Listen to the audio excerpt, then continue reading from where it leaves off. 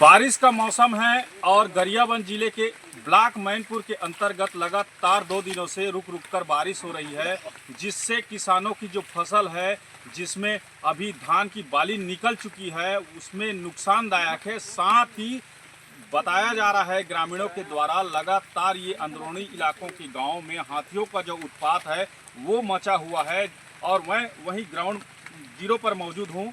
नमस्कार दोस्तों, मैं हूं राधे पटेल, आप देख रहे हैं न्यूज़ वेब छत्तीसगढ़ी चैनल। तो बता दूं कि लगातार आप तस्वीरों के माध्यम से देख सकते हैं कि जिस तरह से यहां हाथियों का उत्पात है इस खेत पर, वो आप देख सकते हैं किस तरह से किसानों के द्वारा मेहनत करके कर्ज लेकर के ये किसानों ने उपज उगाया हुआ है। और उपज उगाने के बाद जो लगभग इस क्षेत्र में 17 से 18 हाथियों का जो दल है वो निकला हुआ है। और ये निकलने के बाद लगातार फसलों का जो नुकसान है वो कर रहा है। लेकिन यहाँ पर वन विभाग के द्वारा हाथियों और मानव के द्वंद्व के लिए किसी प्रकार का जो गंभीर विचार है वो नहीं किया जा रहा है। और गंभीर जो ये मामला है, जो हाथियों का जो खेतों को जो नुकसान करता है, खेतों को नुकसान करने के बाद मुआवजा के नाम पर सिर्फ खाना पूर्ति ही की जाती है।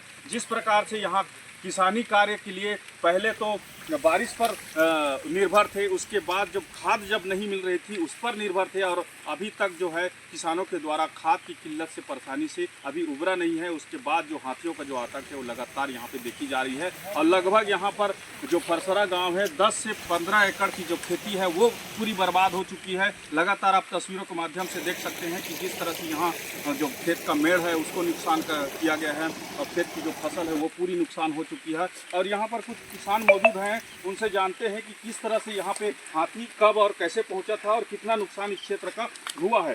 तो यहाँ पर कुछ किसान मौजूद हैं, उनसे जानते हैं। क्या नाम लिखते हैं आप? मेरा नाम रोहित कुमार नायक है। कितना नुकसान हुआ है आपके क्षेत्र में? हमारे जैसे ग्राम फरसरा में तो टोटल एक ही किसान ही बचा है।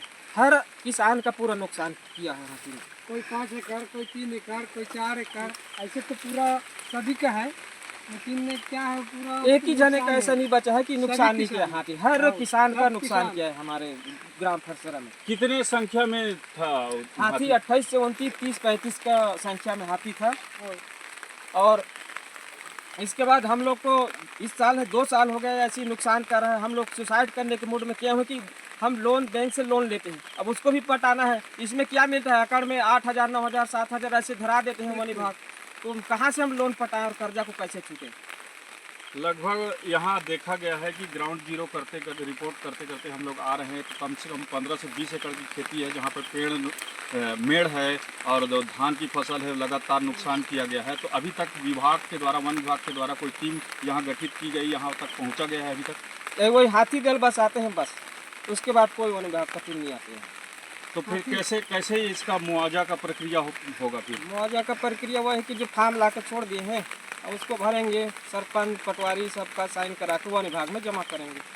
तब कहीं जाके 9,000 रुपये 9,000 मिलेगा एकड़ पीछे। एकड़ पीछे।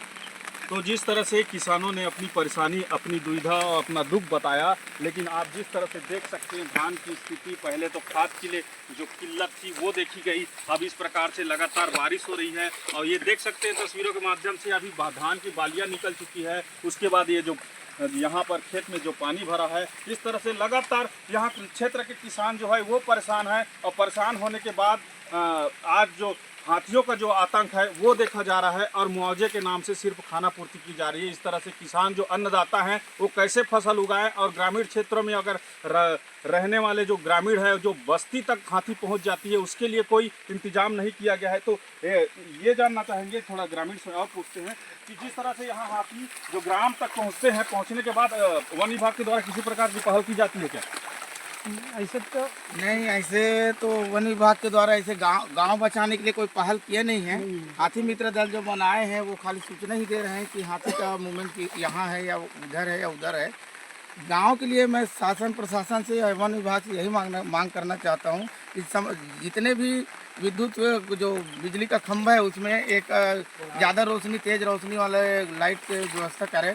और इसमें क्या है कि लाइट के पास बहुत कम उसका आना होता है, ये हम लोग अनुभव किए हैं अपने ग्रामीण स्तर पे। जहाँ ज़्यादा लाइट है वहाँ पे हाथी का आगमन बहुत कम है। वो गंभीर स्थिति में कभी कभार कहीं चल दे वो अलग है, जहाँ लाइट की व्यवस्था है वहाँ पे थोड़ा से कम जाता है। अब मेरा कहना ये है कि मेरा मांग ये है कि फॉरेस्ट विभाग से इस समय से बिजली खंभा में बड़े लाइट बचाएं, ताकि जो फसल का नुकसान हो रहा है उसका मुआवजा तो शासन दे रहा है, लेकिन बहुत कम मात्रा में दे रहा है। उससे भी आग्रह है कि उसको भी जो किसान के जितना नुकसान हो उसको उतने क्षतिपूर्ति देने की थोड़ा से उसमें प्रयास करे। लेकिन ज़्यादातर ध्यान देने की आवश्यकता ये है कि गांव में हाथी न घुस पाए, इसका थोड़ा सा विशेष ध्यान दें, जन हानि ना हो पाए, इसके लिए थोड़ा लाइट की व्यवस्था कर दे, ताकि गांव में अधिकांश रोशनी के कारण थोड़ा गांव में हाथी का थोड़ा घुसने का चांस कम रहेगा। तो इस तरह से ग्रामीणों के द्वारा कहा जा रहा है कि यहाँ पर जो हाथियों का आतंक है, वन विभाग के द्वारा हाथी का दल है वो गश्ती करती है, लेकिन यहाँ पर जो बस्ती में लाइट नहीं होने के कारण जो जनहानि है उससे बचा जा सके। इस तरह से हमारी खबरों को देखने के लिए हमारे चैनल को लाइक, सब्सक्राइब, शेयर कीजिए। आगे भी हमारे खबरों के साथ बने रहे। धन्यवाद।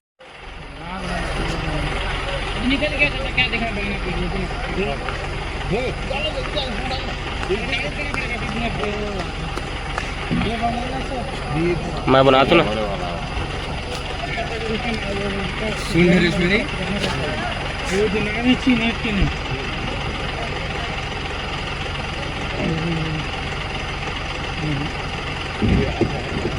हाँ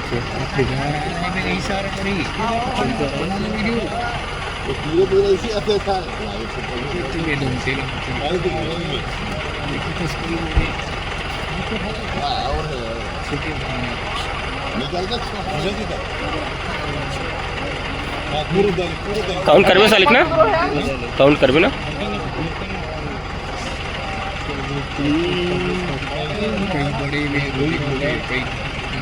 ज़्यादा है